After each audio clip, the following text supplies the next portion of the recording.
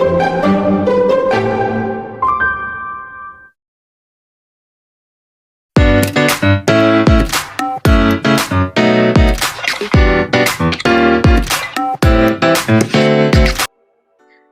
intelektual muda, selamat datang kembali di Deep Talk Milenial. Dan pada episode kali ini aku senang banget karena bisa bergabung di Deep Talk Milenial ini.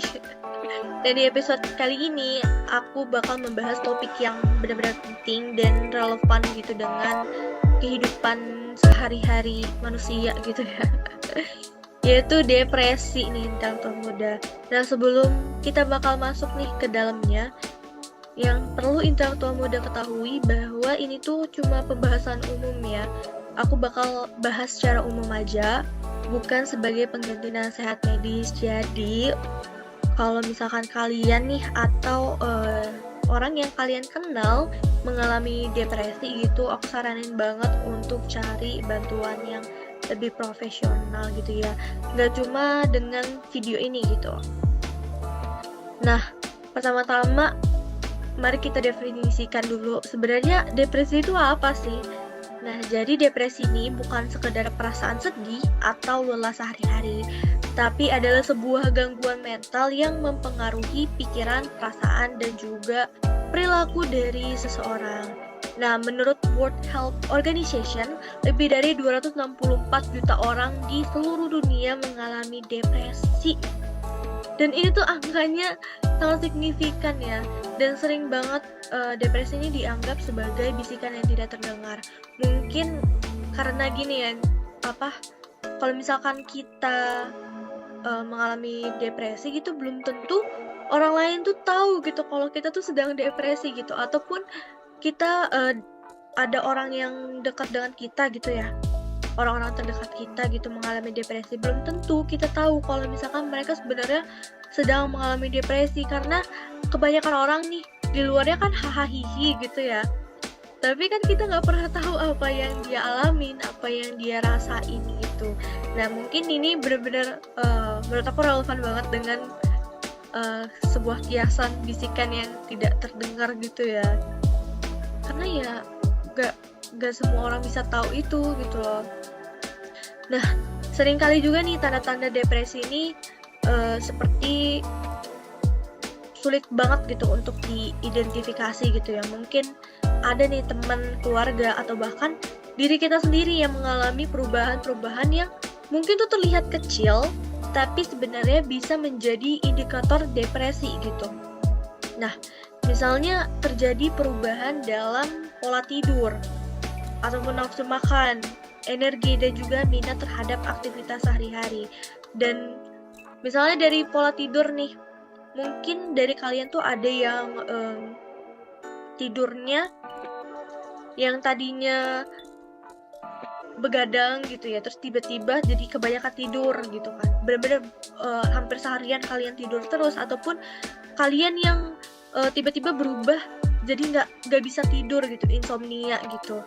Nah ini harus kalian amati ya, karena mungkin aja kan ada beberapa orang yang ingin menghindari masalah-masalahnya itu dengan tidur gitu kan. Ya udahlah gitu, daripada dipikirin hidup gue berat gitu, mending gue tidur aja gitu. Nah ada juga yang bahkan karena saking kepikirannya, jadi ketika malam hari gitu waktunya tidur, dia jadi nggak bisa tidur karena kepikiran sama masalah-masalah yang dia hadapi gitu ya. Itu yang menjadi penyebab depresinya dia gitu, sehingga dia susah untuk tidur.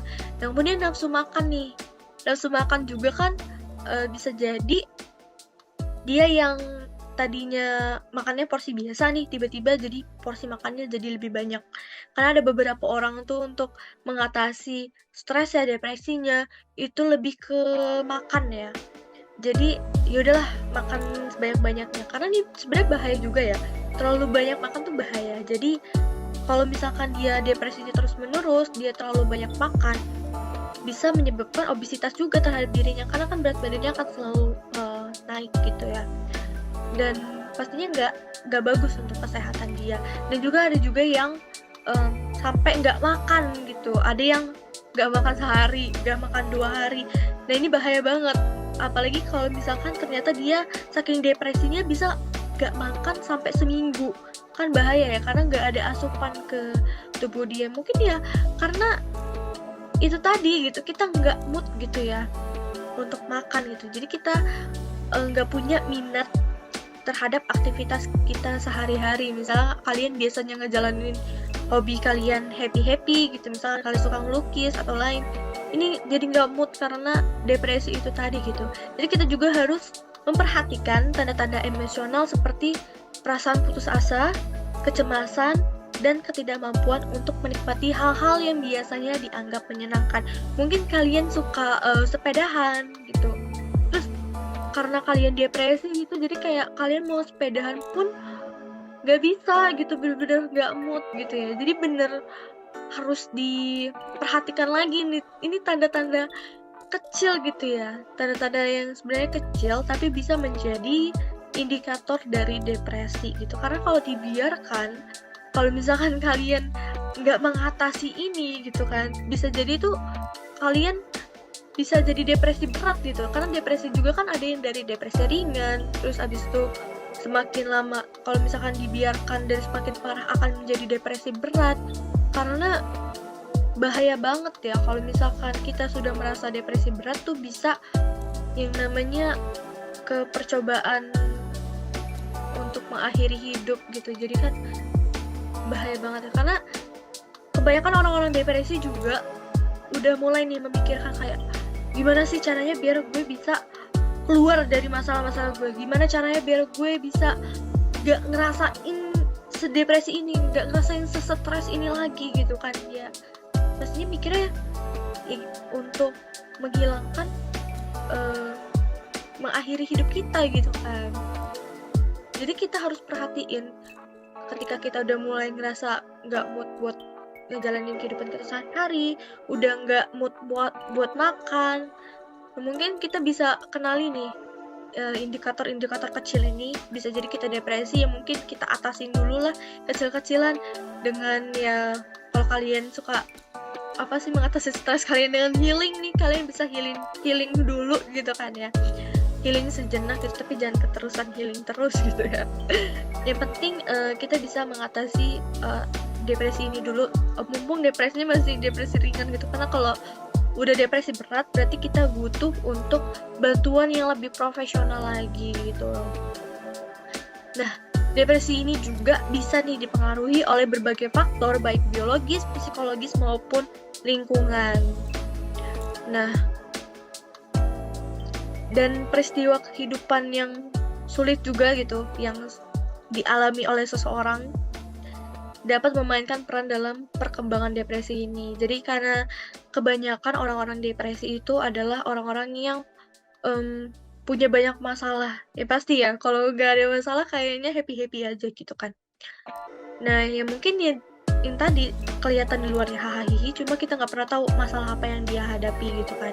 Nah, ini dari faktor lingkungan bisa menyebabkan perkembangan depresi dia, mulai dari yang depresi ringan bisa sampai ke depresi berat gitu.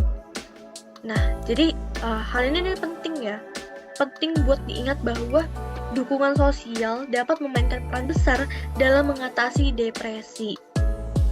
Nah, jadi sangat penting untuk kita dapat berbicara dan mencari dukungan dari teman, keluarga, atau profesional kesehatan mental. Nah, mungkin kalau kita nih, misalkan kita udah mulai merasa depresi gitu, kalau kalian yang ngerasa masalah kalian itu perlu untuk didengarkan oleh orang lain, mungkin kalian bisa curhat-curhat dulu nih ke teman ataupun ke keluarga gitu, karena mungkin aja dari mereka bisa ngasih solusi ke kalian gitu.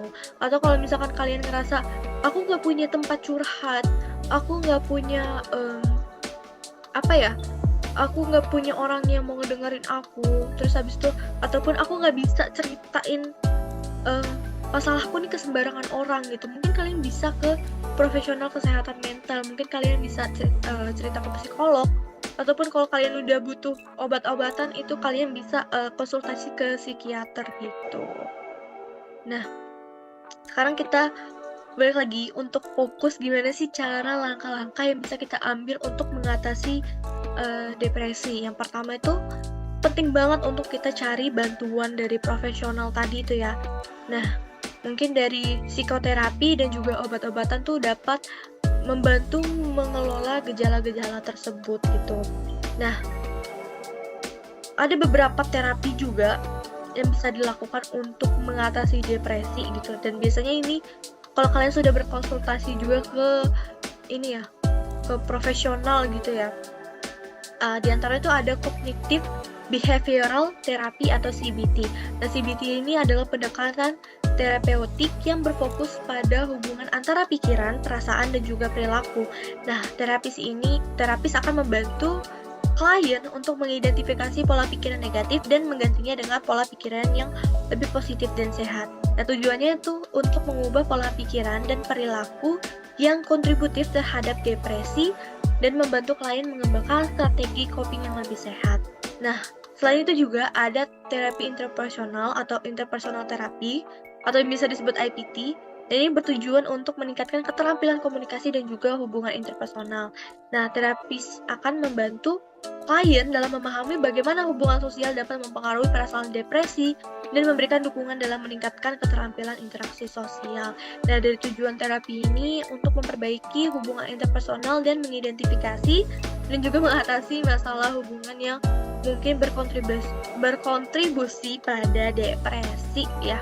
Dan pastinya masih banyak banget nih terapi-terapi lainnya yang bisa kalian lakuin kalau kalian sudah mulai merasakan depresi, karena ya itu tadi, yang penting kalian tuh harus berkonsultasi terlebih dahulu kepada profesional gitu ya.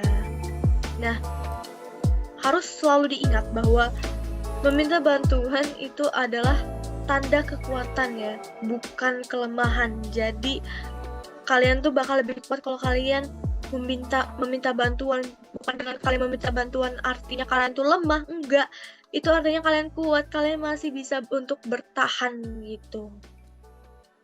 Nah, sebelum kita menyelesaikan episode kali ini, aku mau ingetin lagi bahwa depresi itu bisa banget buat diatasin ya. Jadi masih banyak harapan untuk pemulihan nih. Jangan ragu untuk mencari bantuan dan juga mengajak orang-orang di sekitar kita untuk melakukan hal yang sama. Jadi kalau kalian udah ada teman kalian yang depresi ataupun kalian sendiri depresi, jangan ragu banget nih untuk mengatasi depresi itu gitu ya, untuk melakukan penyembuhan terhadap depresi itu gitu. Jadi kalau kalian udah ngerasa nyaman, bisa juga nih untuk mendengarkan pengalaman orang lain yang mungkin pernah mengatasi depresi, karena seringkali tuh kita dengan mendengar kisah orang yang udah sukses nih terlepas dari depresi itu gitu kan, dapat memberikan inspirasi dan juga harapan buat kita sendiri. Nah, mungkin itu aja pembahasan pada episode kita kali ini. Sebenarnya pembahasan ini tuh berat banget ya mengenai depresi, dan masih banyak banget sebenarnya yang bisa dibahas mengenai depresi. Dan karena ini tuh hal yang umum terjadi gitu, karena manusia tanpa ada masalah itu kayaknya nggak mungkin ya, karena setiap orang pasti punya masalah masing-masing. Dan bagaimana cara kita mengatasinya agar kita tidak terkena depresi gitu ya. Nah, aku terima kasih banget untuk kalian yang udah nonton video ini sampai akhir. Dan ingat, kalian gak sendiri, ada dukungan dari luar sana. Sampai jumpa di episode berikutnya.